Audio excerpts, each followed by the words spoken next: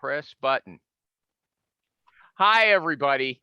Recruiting Animal here on November 24th, 2021, the day before American Thanksgiving.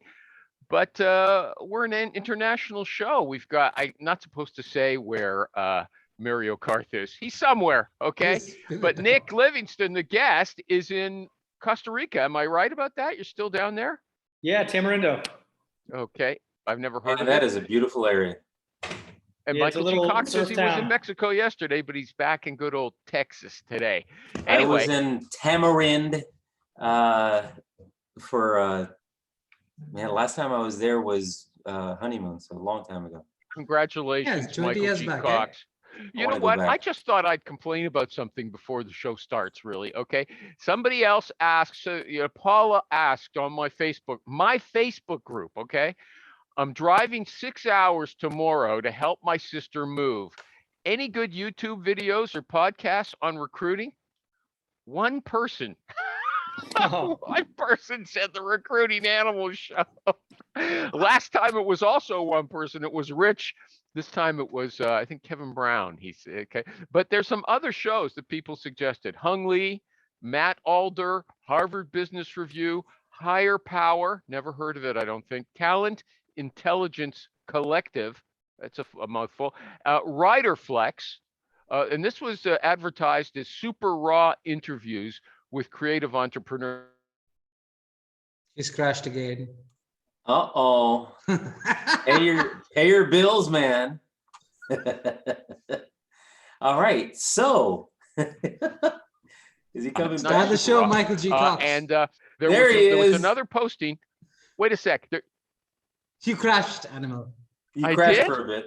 Yeah. Why? What's happening to me? I'm paying enough money for this service. But I just want to mention 3 people, Ernie, Rich Rosen, and Michael G. Cox. They were very enthusiastic about a sales podcast called 30 Under 30 Rewind or something like that. Yeah, that's damn good. I started listening to it yesterday. No, so the podcast is 30 Minutes to President's Club. Okay, and you like it? Yeah, so I mean, literally, aside from the Recruiting Animal Show and maybe the occasional Dualta podcast, Headhunters and Boxes, and study is sales. Oh, okay. And that's a good Nick, one. Anything to add to that? No, that's a no. Okay, that's a no. So let me introduce Nick. Nick used to be a sponsor of this show when we had sponsors. HONEIT.com. He's a hands-on recruiter, but he's also the CEO of Hone It, the online interview technology. And we're going to talk about that at length to get any updates, but we're not going to do it to start off with. I've already wasted, on stuff that most people probably aren't interested in. I don't know, talk. So let's just get into the heavy duty questions. Okay. Do you advise candidates to be on time for interviews? I mean, my guess is that a lot of people, say, I'm dealing with professionals. I don't have to, tell them what to do, the basics. But yeah, somebody said she set somebody up and they came late to the interview. Michael G. Cox, starting with you. Do you tell people, be on time? I'm setting you up for this interview. Don't be late. Don't be late. Don't be 30 minutes early. I usually recommend if you get there 15 minutes early, walk in, wait a little bit, walk in at 8 minutes. I used to do that, but that was a long time ago. Okay, now, but are the interviews still, are they face-to-face already in Texas? Oh, yeah. A lot of them are. Nick Livingston, the guest. Yeah. What's your take on that? Timing is everything in recruitment across the board. If candidates are responsive to you, they're genuinely more interested in the job. If recruiters are more quickly to respond to candidates, they're more interested in the candidate. So is that an answer? Is that an answer? I said, you tell the candidates in your interview prep, be on time, buddy. Okay, so it sounds like now I say yes. That impacts. If you're late to an interview, it shows you didn't set so you give them that little speech about it. You just don't say, look, be sure you're on time. I don't give them a speech. I was just sharing my thoughts on timing. I don't care about that. I asked you a question, Nick. Okay. Nick, just yes or no. So let's see how I forgot. I gotta let's see how this show goes without Mario context. Mario. My guys call him 10 minutes before the interview and ask them, are you there? Simple so as that. did you tell your guys to be? I didn't hear that. Did you tell your guys to be on time? Yeah, of course. Okay, there are lots of people I assume don't. Lori Rudiman was on this People are show many crazy. years ago, and one of the actually the most interesting part of the show was, this is when everything was face to face. She said you have to instruct people, about the clothes they're wearing. Make sure your suit's not rumpled. Make sure your bra is not too tight. She says, because I can notice it. You're going like this, okay? And she advised about cologne and all kinds of things. Here's another distinction between external recruiting and internal corporate recruiting, right? External recruiters, you are going to coach the candidates, give them tips, give them suggestions, let them know what questions to expect. As an internal recruiter, you're not going to prep the candidate that way because you're actually trying to understand if they know what they're talking about, are going to be prepared, and are genuinely interested. So I think you want to see the raw, super raw, super raw if you're an internal, right?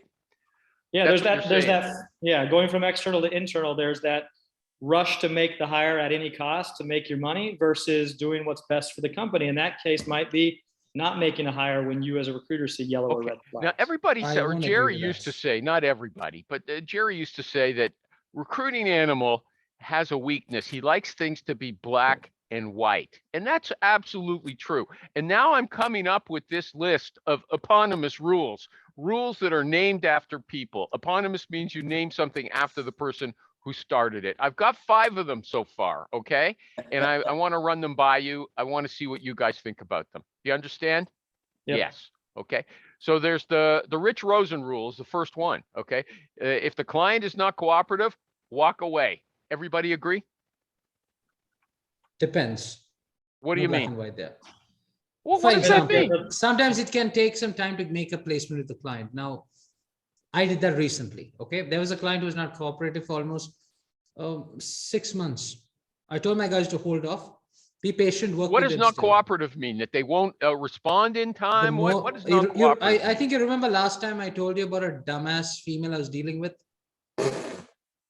Can that get us into trouble? Dumbass female? No, why only do you have him. to say female? Only me. Okay, I mean, I'm open about it. Yeah, well, it worked this time. Okay, so she's now a smart ass. As far as I'm concerned.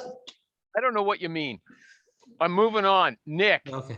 Walk away from an uncooperative client. What does uncooperative mean to you? You have to preface that. Yeah, I would say if they're not willing to schedule an intake call to learn a little bit about the role, that's a signal they're going to be too busy, to give you time later.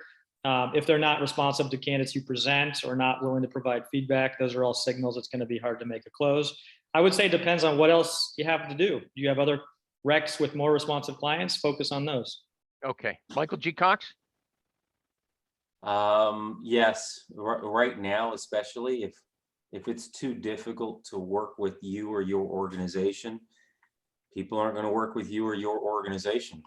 Well, how do you do? Do you tell them, say, you know what? I'll switch to another, the second rule, the Amy Miller rule.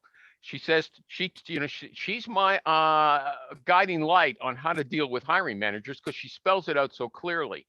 Dear hiring manager, I'll put as much time into it as you will. Okay. So she gives them a list of things. And I know there's other recruiters too who are on the agency side. They say, look, I need a response. If I send you a resume, I need a response in 48 hours or 28 hours. Okay. If I bring in someone who's great, you got to be ready to pull the trigger. Don't tell me bring in half a dozen more so you can compare them. Okay. So what about the Amy Miller rule? You actually tell them, in order to make them cooperative at the beginning. Yeah, this is these are the terms that I work on. So when you say, look, you're not abiding by those rules, I can't really give you much of my time. Nick, should you go in with a list? Easier for internal recruiters to have that kind of SLA or service level agreement in terms of how you want to work. If you're good at external recruiter and have options, you can push a little back on that. So but I do think it's good to set expectations, right? That's all for any type of business or any type of service level. If you just said, hey, I don't think it's good. I think it's good for internal people. You were implying that agency recruiters can't do that. Now you're saying, well, yeah, service level agreements are good. Which is it? This show, everybody says there's no good information on this show. Rich Rosen told me, people tell him that the show's amusing, but they can't get any takeaways. This is a takeaway, but we got to make it nice and clear, Nick. yes, service level agreement from an agency recruiter or not? I'd say yes. What And kind? give them, and a good recruiter should also give expectations to the hiring manager about what to expect from the recruiter, right? Like, Not just like, we're going to have an intake call in 1 week, expect a short list of candidates to review together. We're going to schedule another call 1 week later. And then a week after that, you're going to have a short list of the 3 or 4 candidates that we've targeted. okay, I've always wondered about this. Maybe it's different in IT, and that's why I don't understand it. How can you promise that you're going to have 3 good candidates in 1 week? When I do a search, I don't know when I'm going to find those people. You need to know the rec, you need to know your industry, and you need to know the talent market for your specific niche. Okay, And then that's it. you build I've never worked a niche. That's the problem. So Okay. tech might not be 2 weeks, to your point, Animal. It might, so you might say 3 weeks, depending on the role. Hey, Mario, sometimes do it you have takes a a better month. answer? What? Sometimes it take a month to get a candidate. Yeah, okay, but But Mario, there should be check-ins. There should be conversations or check-ins true. happening, regardless of if you've identified the shortlist or not. Agreed. And that's agreed. calibration, feedback loop to the hiring manager about what you're seeing. And this is where those conversations come. Hey, you asked for these 8 things. 8 things is going to take another 2 weeks, or for 6 things on your list, I have a couple candidates now. good. That was good, Nick. That, Good. Thank you. Okay, Mario. Oh, hold on. Mario. Yeah, we kind of thumbs up. set expectations when we talk to the customer, but you can't enforce it. Okay. Yeah, but then you walk away. That's the walk away. I won't ask you. You already told us Yeah, we have done that. you put up with We it. have done that. Okay. You don't walk away. You don't walk away. You told us already. I have walked Even away from if they're two customers, dumbasses. but I don't literally walk away. I just don't work on the requirements. That's it. My team That doesn't makes work you, on no, that. but you see, if you don't tell them, look, I'm not working it, then they just think you're not reliable. Okay. But if you say, look, this is why you're not getting service from me, like Amy does, then they know, hey, well, if I want told service, you. I have to put out. I told you, Amy's Amy. I'm not Amy. Oh, no, you know what? You are a lot like Amy. You're shit. lively, you're articulate, you're fun to talk to, That's and that's cool. her Thank you. strength. She's, I'm sure there's lots of other smart internal recruiters, but she shines because she can really tell you what she's thinking in a fun way. Yeah, Michael she G. articulates Cox, it wake well. up and answer this question. You don't This know the question. question anymore. You're too busy. Would Okay. I walk away? The service level No. agreements. Do you give them a list? Do you give them a list and say, look, this is what I already said. This is what I expect from you. Nick says you have to tell them this is what you're going to get from me. It sounds to me like they're almost the same thing. I don't have a list, but I do tell them what my expectations are or what. And this what are process they is gonna then, look Michael like. G. Cox? You should be able to rhyme them off if you're telling us you do tell them. So I'm gonna explain. Look, tell me what your sales interviewing process is. Okay, that doesn't work, or that's spot on. Great, we'll go with that. Or I recommend that we do this. What are your thoughts? Can your system handle this? And once we've decided what that's going to look like moving forward, I say, okay, I'm going to send you a candidate now. What I need you to do, because this market is very hot, we need to move very quickly. So I'll submit a candidate the way we've decided, and I'm going to text you and remind you and tell you that you need to do this now. And if you do it, great, we're moving forward just fine. If not, we're going to have problems.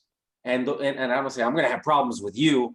I just say we're going to have problems, and we might lose this candidate that you have told me is somebody that would be very So you interested. depersonalize it. You don't say, look, if you act like a jerk, an irresponsible jerk, I'm going to walk away from you. You say, oh, it's just going to cause problems in the search. I'm still trying to help you and I think you're fantastic, but it just won't work. Okay, that's a good point. Most hiring managers have zero visibility into what a recruiter does, right? They don't understand the role, just like we wouldn't understand the nuances of what a QA manager does on their day-to-day. So what we can do is help them understand it. So when we do our sourcing and we put together a giant list of 100 profiles that could be interesting, we can share that with them and get some feedback. When we send out our messages and only hear back from 15 of the 100, we can share that, hey, these 85 aren't interested because nobody knows who your company is or what you do or whatever. This is what we're up against. And then you share those 4 candidates that you did speak with that are great, and it's going to make those people stand out. But if you just don't show them anything, they're never going to understand, one, how hard it is to figure out to get those 3 people screened and through your funnel. Or when they see those 3, they're going to say, I want to see more, because they haven't seen all that went into getting those 3 people screened and submitted. Here's a question related. First of all, there's a point that I want to make.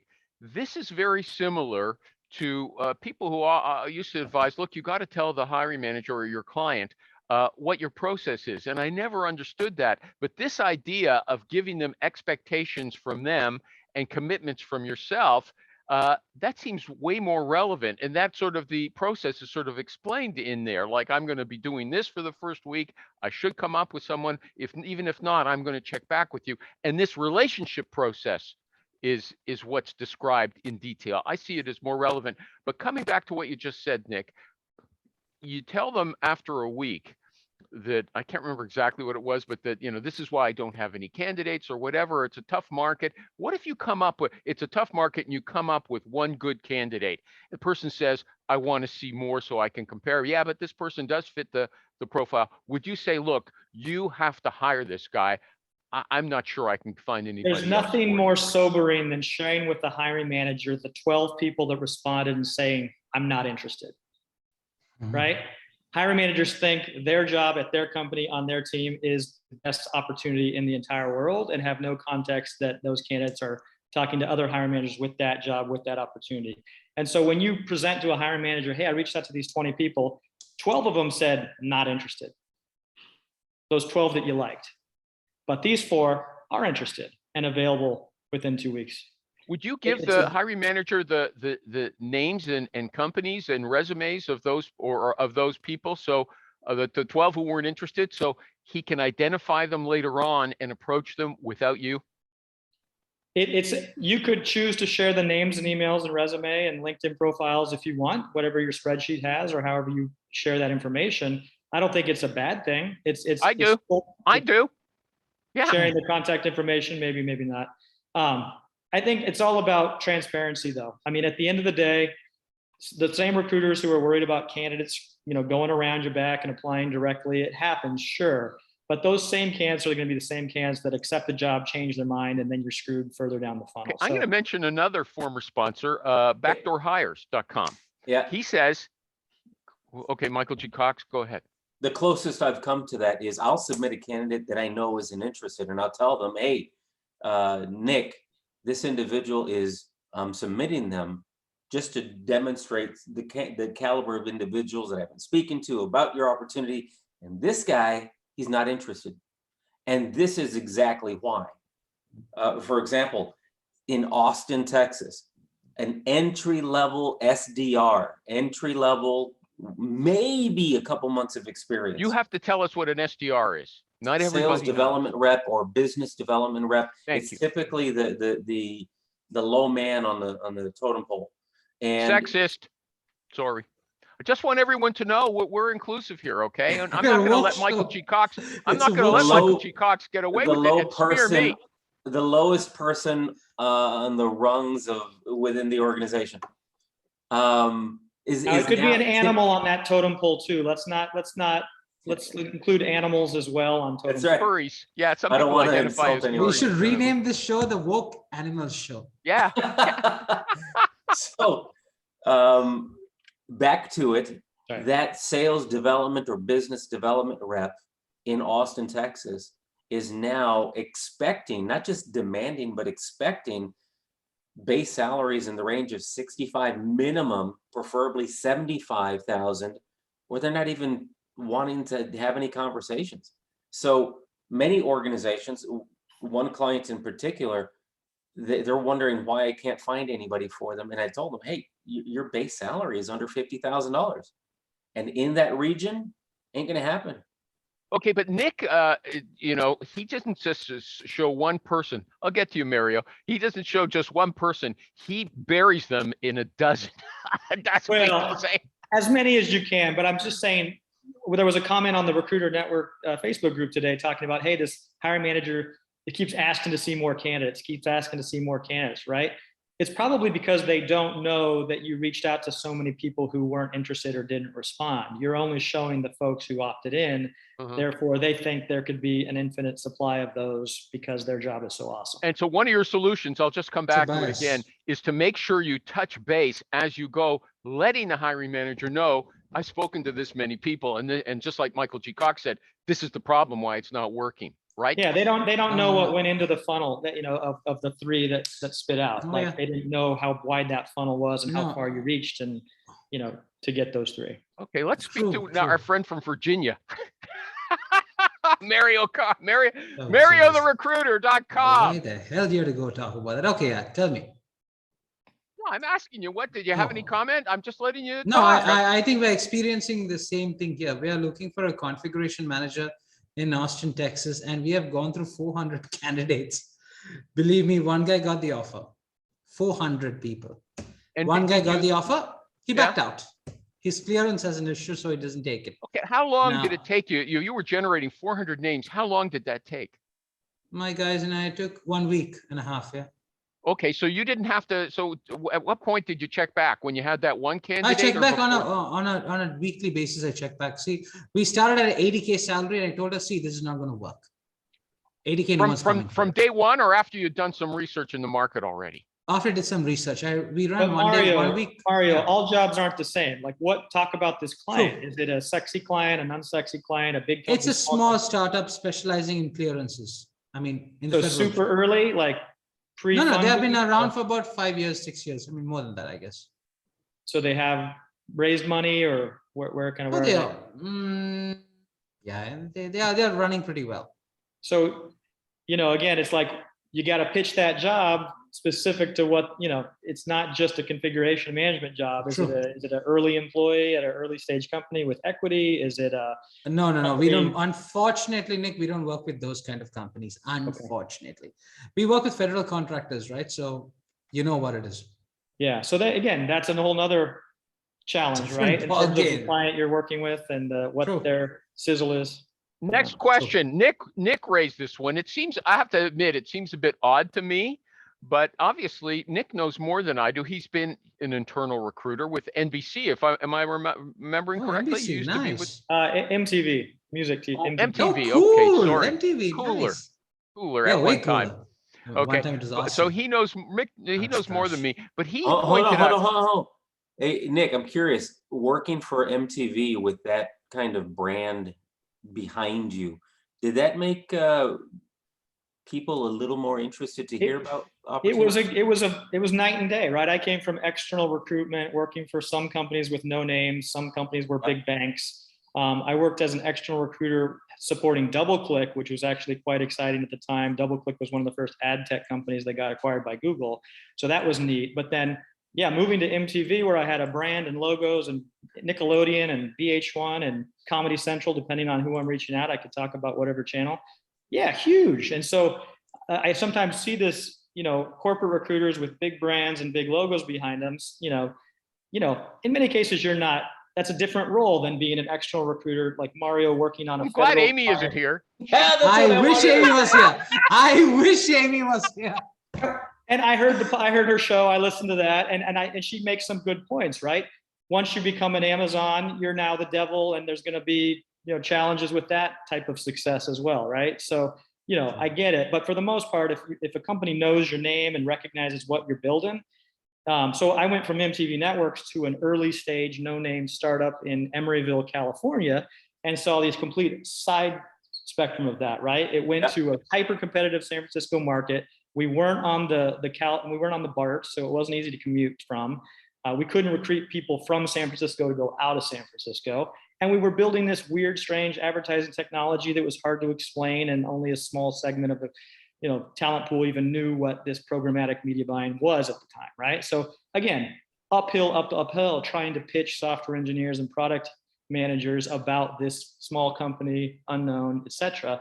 But so that's another challenge. There's an art and a science to attracting those types of candidates, figuring out what you can use to separate yourself from the competition. We found that we were born in Berkeley. Like, we came out of the UC Berkeley school, which was competitive to Stanford. So while so many startups were coming out of Stanford, we could lean and partner with Berkeley and tap into software engineers in the undergrad program and build a really cool intern program to get software engineers as soon as they graduated. That was a strategy we figured out that we could leverage. So, every company, you got to figure out what your story is and what makes it easy for candidates to understand not only what you're building, but why they want to commit the next 3 years of their life to supporting that vision.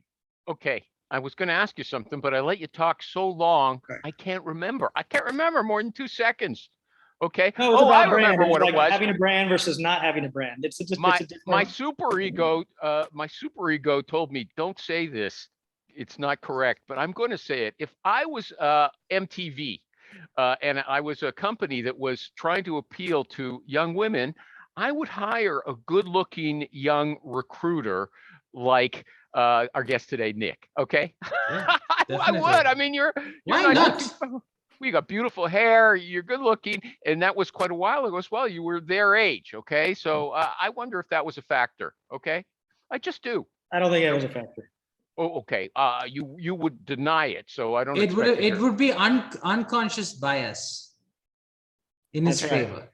Okay. That's why we like okay. phone interviews. Okay, here's Nick's question. Okay, he claims that this is why I started off with this internal stuff. If you're internal, you've got a sourcer involved in the recruiting process, hiring process, a sourcer, a recruiter, a client-facing account manager, an internal recruiter on the other side, a hiring manager, and any other interviewers on the hiring team, plus the executive who has to sign off on the offer. Okay, so let's say he's estimating 6 people. I think that's a lot, and he says you can have a lot of communication gaps between them.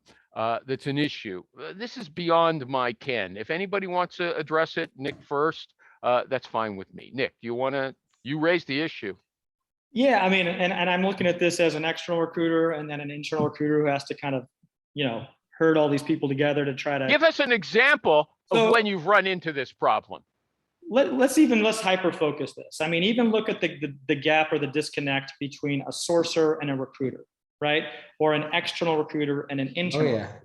There's just this giant gap between the sourcer who had the call with the candidate and heard those great answers or stories, and then trying to communicate. We're segueing into his company, and that's fine with me. But I just want to interject. You are right. There is a problem between the sourcer and the recruiter, and it's always the recruiter's fault. Those recruiters are stupid, and the sourcers are the smart people. Okay. Well, let's look at the recruiter to recruiter. Let's say external recruiter. No, okay, go ahead. Internal corporate recruiter. There's a giant glaring gap. What do you think that is? And I didn't realize it until I made the shift from being an external recruiter to being an internal recruiter managing external recruiters. Okay. Well, as an internal recruiter, you open it up. Okay, we're going to let these 16 agencies or 2 agencies work on this rec to expand the pipeline and cast a wider net. Sure. Well, what are they sending me? Well, these external recruiters are forwarding a resume to me. And that's all I have. And now I have to rescreen a candidate based on this resume because I have to hear the communication style, domain knowledge, personality, put my reputation on the line for who I present to the hiring manager. I'm still a gatekeeper, right? So there's that disconnect between whatever external recruiting firm. Okay, but when I was doing that sourcing and the candidate development, that I interviewed the people, I knew 90% of the time this person's good for the hire. That's why I say the recruiter just usually has to rubber stamp it. Amy took me apart on that. Maybe it was different in her situation. I don't know. But before we talk about Hone It and recorded interviews and those clips that you make, what kind of notes should a recruiter be sending over? Maybe you're going to say no notes. I don't know. I always sent over notes about what I thought. It wasn't like you're saying notes. I didn't just send a resume in. But what are those notes? Those are your interpretation or opinion of what a candidate said about some topic you probably don't understand. Absolutely, because I'm part of the equation. Yeah. There's a lot of trust put in the recruiter that is hired externally or contracted externally. So my notes typically included like what I called a bluff, which is bottom line up front first, and then I would explain like in 2 sentences. This is exactly why you need to be speaking with this candidate. And then I would do a quick recap of it was a pain in the butt, but let's take a step back from it though. I fell into recruiting like most of us did right out of school, knew nothing about technology, knew nothing about software development lifecycle, etc. And here I am talking to a QA automation engineer. And then I send over to a hiring manager, oh, I just spoke with the most amazing QA automation engineer. Like how, and then the next hiring man, oh my God, I just spoke with the most amazing cost accountant I've ever talked to. Look, I'll tell you why I could do that and why you could do it. You've got a list of things to check off. The person has those things. Plus, you found the person, you like them, okay? They're an interesting person to talk to. Is that unfair? That's on the resume, wouldn't you say? No. Not necessarily. Why do recruiters, why do we do intake calls? Why do we do phone screens to begin with as recruiters? Because resumes, LinkedIn profiles, and they don't include the information.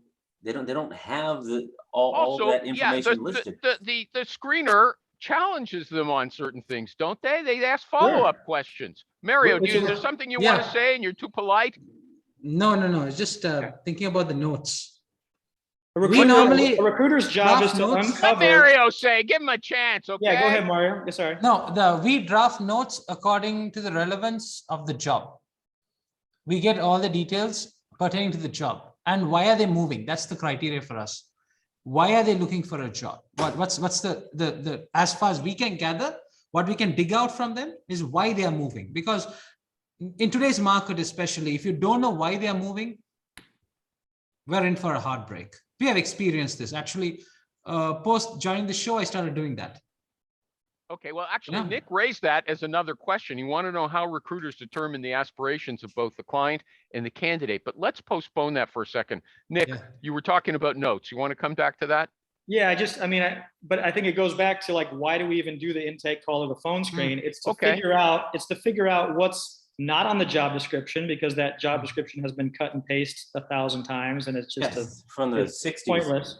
And the same thing, the resume has those same bullet points that likely a job description, they cut and paste from some job description 4 years ago, and I've just updated a couple bullet points. The way you describe it, you should just get on the phone and tell the hiring manager, you're a dummy, okay? Face it, you don't know anything. You've got the potential though, and I'm going to develop you. The hiring manager knows what they're looking for. They just don't have the time to write a really compelling spec and again, it's just text. So I'm saying the intake call is to understand and go beyond the job description as to what a hiring manager really wants or what problem this role is really solving.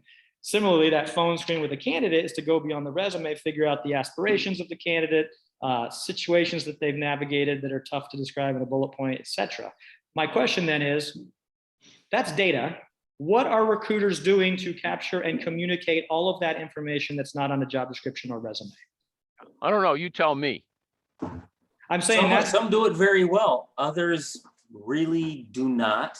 And you have an entire spectrum from crap recruiters to really impressive recruiters. Vague, general, get specific, or get out. Okay. So that's some recruiting animal rule. Get specific or get out.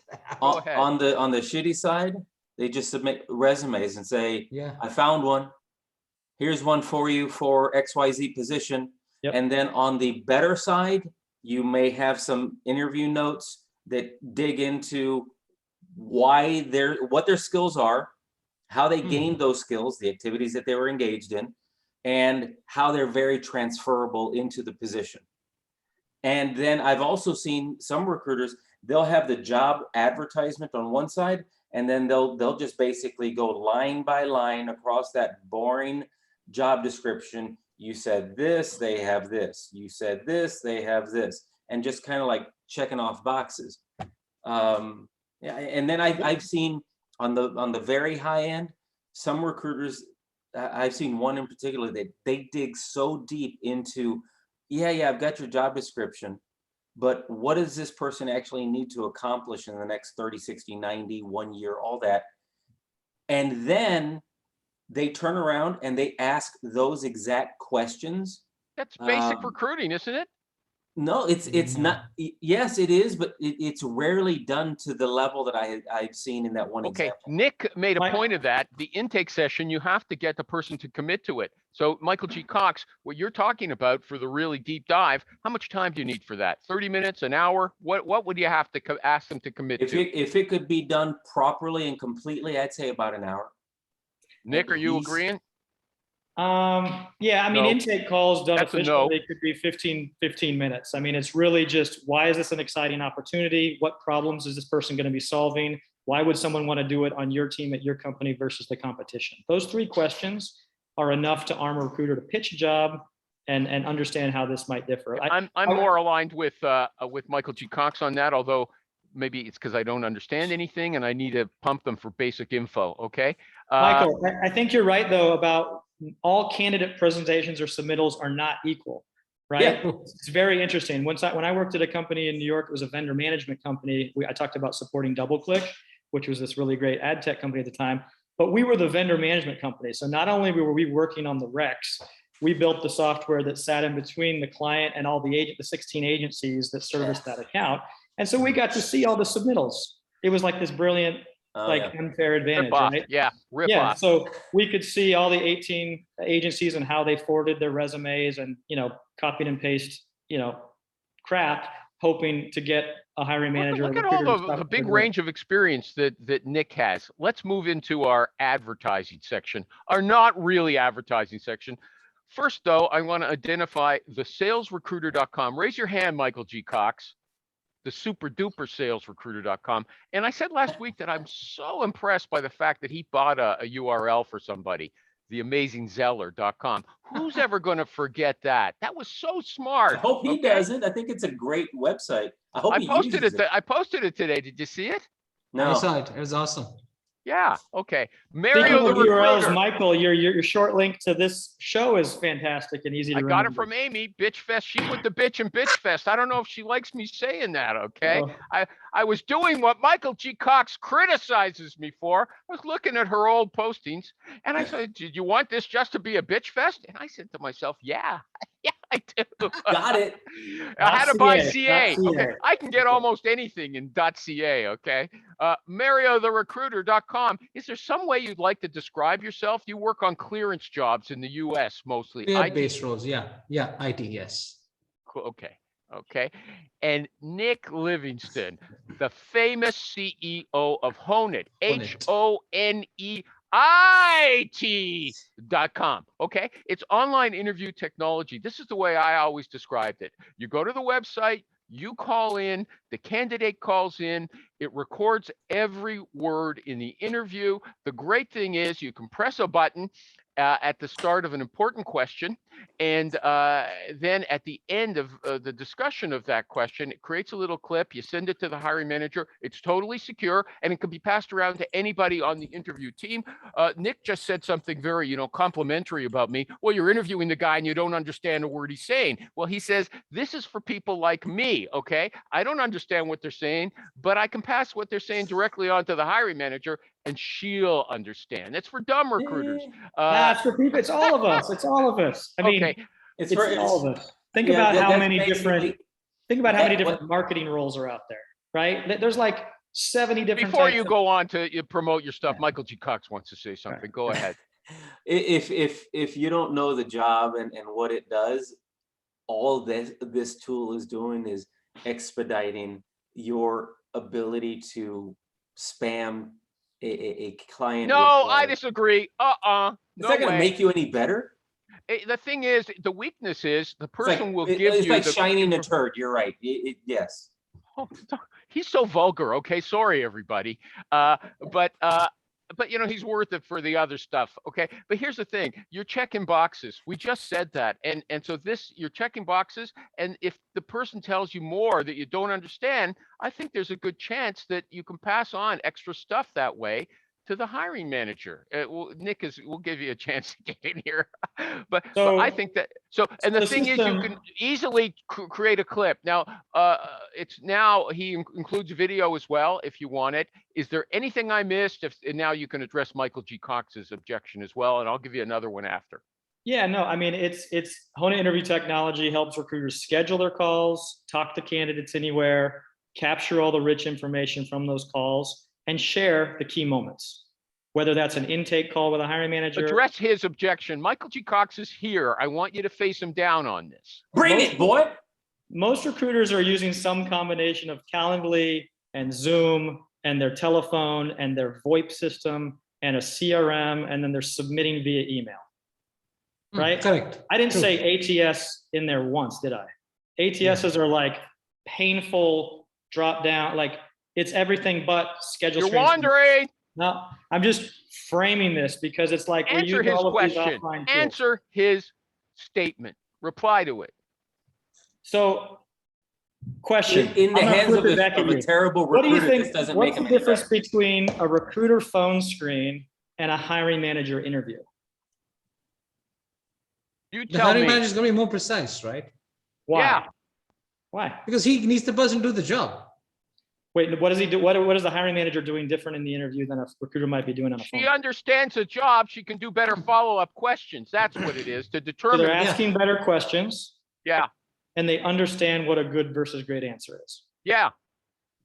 So if a recruiter could ask the same technical question that a hiring manager did, and then share that technical answer with someone who knows a good versus great answer, do you think we could potentially save some time or expedite the interview experience? Michael G. Cox, he's putting you in a hole there. Come on. Yeah, yes, we could save time.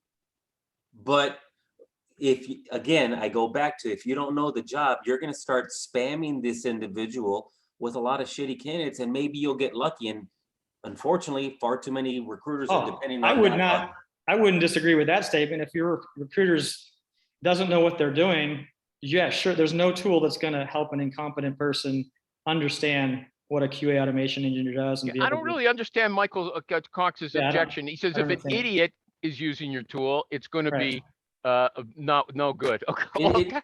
Let's assume we're not dealing with idiots. Okay. See, the problem is the tool depends on the recruiter who's using it. So it's simple as one that. of the things in Honet that we're not talking about are these technical or structured call guides that can easily be created and shared. So in Honet, you can send a link to a hiring manager after a call and say, hey, hiring manager, I'm super excited to partner with you on this search. Here's a link. Let me know the 6 technical questions you'd like me to ask candidates for this specific role, whether it's a marketing role, a finance role, accounting role, sales role, right? And the hiring manager can share those key questions. Okay, Michael G. Cox, I just want to take his, since he's not handling it very well. He's saying, okay, if the recruiter doesn't understand that stuff, okay, then she's going to pass on a candidate who hasn't really been screened because she can't ask those follow-up questions, and she can't check those boxes properly. Totally. A recruiter is a conduit of information, as Michael. Okay, so what he's saying is it doesn't really help you, but the question there is a recruiter who is not technical and doesn't understand the job fully. Like Amy says, she's recruiting engineers who design rockets, okay, to send Jeff Bezos into the atmosphere or beyond. Okay, and she says you can do that kind of recruiting, and I tend to agree with her if you're doing your job properly. And so, Michael G. Cox, where's the problem? You're saying checkbox recruiting doesn't work? Okay, no, I don't think it works very well, because to get to the point where you're getting engaged in that checkbox recruiting, you would have already gone through a sales process. You would have convinced a hiring manager, your direct client, that you're good for this job, that you're the person that should be filling this job, or you're highly qualified to do so. I don't think you ever even get to this point without having those conversations. And what this could do is help you by doing a proper screen through the tool. You could get all of the questions that your future client, your current client would want to have asked of a candidate. Okay, Nick says, and I didn't mention it, that would be you could actually start off. You could start off with doing your intake session with the hiring manager on Honet, okay, and then you could send that, I assume, to the candidate, and she can see the hiring manager asking those questions or listen to the hiring manager. Am I right about that, Nick? Yeah, I mean, I think about, I had a good conversation with Mike Cohen the other day about where do sourcers or recruiters actually get their information about a particular role they're working on. Many times they aren't the one even doing the intake call, right? So you've got this disconnect between hiring manager, internal recruiter, account manager, recruiter, sourcer. That downstream flow of information is a job description, and you have some sourcer working off a text written job description. We're saying that's kind of silly in this day and age that we have that much disconnect between the 6 parties involved, both upstream and downstream. So with Hone It, recruiter has a great intake call with the hiring managers. They ask about the role, why it's important, what's important, and have that great interview. You're interviewing the hiring manager essentially. Where you actually get beyond the boring job description. Absolutely. Just the whole point of the intake call, to go beyond the job description. Hang up the phone, in 10 seconds, slack a link to your colleague to say, hey, here's the role directly from the source, listen to these 4 highlights. Boom. Zero misinterpretation, miscommunication, and that can go as far downstream as it needs to, including, hey, candidate, listen to this hiring manager explain this opportunity, rather than the telephone game, the 6 separate, disconnect we've had. Okay, now I understand what you were getting to. Okay, because you hit something. By the way, is a I've been hotspot kicking for me. the tires on this thing, and I haven't done that yet, but I can see where it would be very helpful. Okay, I forgot when you said you're talking to Michael, you meant Michael G. Cox. Okay, that's the only way. There's a lot of Michaels, but Michael G. Cox, there's only one. Okay, what about this though? I've always felt that Hone It, people are so worried about their privacy, and here the candidate, every word she says is going to be recorded for eternity. And not only that, it's automatically turned into a text. It's transcribed automatically, searchable text, right? Yeah, yes. The whole call is transcribed, and the whole call is. What about this privacy? I don't want everybody to see, if I make an offhand remark, recruiter, you're not there to leave it out, okay? It's going to be in there, okay? What's the story? I haven't seen that at all. I've used this with maybe 20 interviews so far. Nobody has avoided the call because it's being recorded. So yeah, it's been really nice. Yeah, I think that's always the first concern of a new user or a recruiter being like, candidates are going to balk. And that was our first hypothesis on this a few years ago. Turns out business conversations are recorded anywhere you look. Your support calls have been recorded for 30 years. Your sales calls have been recorded for the last 10 years. Maybe you didn't even know it. But we have dual consent built in. So candidates know the call is being recorded, so does the recruiter. And if it comes up, the idea is, hey, candidate, do you mind if I record the call so I don't have to seriously type every single thing you say? And 2, can we maybe accelerate your process and save you from having to have the same conversation 3 times? Coming back to backdoor hires, what if the hiring manager and all these people on the team, you're saying there's, a whole slew of people that we have no control of. We might not even know them who are involved in the process. Can they start referring our candidates to other companies without us knowing? Because all they have to do is send a link to the video or the audio. I mean, we see external recruiting firms using blind candidate previews for pitching candidates and most placeable candidates. So that would be a link without the photo, without the name, without the resume, and just 3 great technical answers to say, I've got a great QA engineer available. Listen to these highlights from my call, fully transparent. We really did speak with the person. We really did screen them. I'm not just forwarding a resume. Here's 20 seconds to hear what we heard. Okay. Anything else about Hone It? I think we've, just for me, Nick, it's been a very good conversation about Hone It. Go ahead, Mario, therecruiter.com. Nick, how much is it for a month, or how do you charge for Hone It? We've got a few plans based on how many calls you need to do. We've got a $49 plan, $89 plan, and then an enterprise plan for all the bells. How many years have you been? At least 5 years, probably more already. So it's not something that's just fly by night. How many years have you had this company, Nick? No, we've been building the technology for a while. I think our challenge has been when we say interview technology, most folks think, oh, it's a chat bot or another hire view that's asking a candidate to record themselves. And we're like, no. Like, you're not answering my question. Yeah. I said, how many years have you been selling HoneIt.com? In its current state and current model, about 3 years. No, not, I'm talking total, okay? The guy, here's what I'm trying to support you. He's committed to this for a long time. Yeah. It didn't just flop, okay? Jerry created something like this, and it just, he put a lot of money into it, but he didn't put the follow through in. It didn't go anywhere. Nick's been around for a while. That's important to sell, Nick. If you don't realize that, you're not as smart as I thought, okay? How long 5 years, 10 years? How long? It's been a while. Yeah, since 2015. Well, yeah, look, I had to get 6 years. 6 years. I had a like pulling teeth. to get it out of him. Yeah. Hey, I will tell you, and Nick, I'll put you on the spot. One thing I don't like is when I call, like I was using this because I was in Mexico and I could do all my calls through the system, and it still comes up as a US number, but it comes up out of, I believe, San Francisco or somewhere in California. And some people may be hesitant when I tell them, hey, I'm going to call you at 2 o'clock, and then it shows up with some different number. So yeah, I know where you're going with it.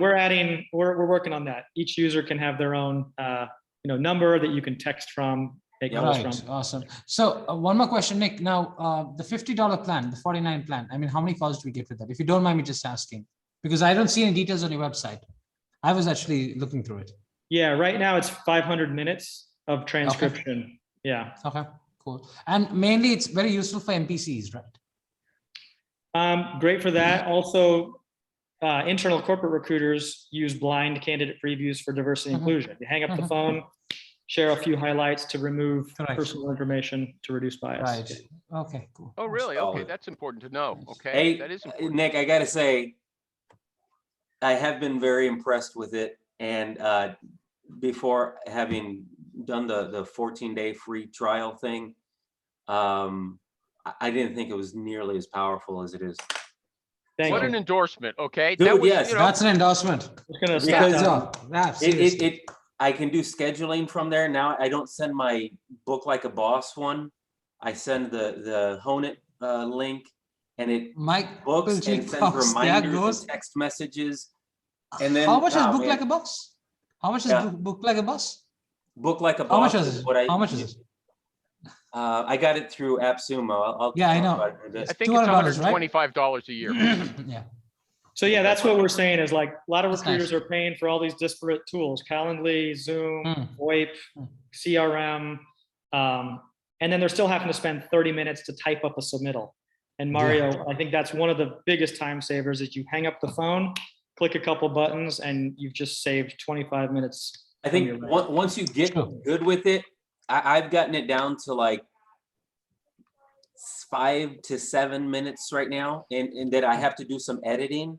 Okay. Actually, eventually it gets to that point. Like I'm at about 7 minutes right now of post interview production to be able to send it off. Okay, nice. Now we're getting into the pat on the back part, everybody. But usually, we hate that part. So we're gonna move on. Yeah, I get emails all the time from vendors or people who wrote a book. I want my, or PR companies. I want your person on my show. Okay, I want them to know that if they're talking about their service, they're offering, this is what they have to go through. Okay, now Michael G. Cox is kissing and making up. Okay, but he was pretty hard on Nick through the show. Okay, and I asked tough questions that he has to answer as well. Mario came out. How much? Okay, he had to be ready, and he's cool as a cucumber. Okay, I'm impressed. I saw him develop his interview technique. Well, it's that pura vida lifestyle that keeps him cool.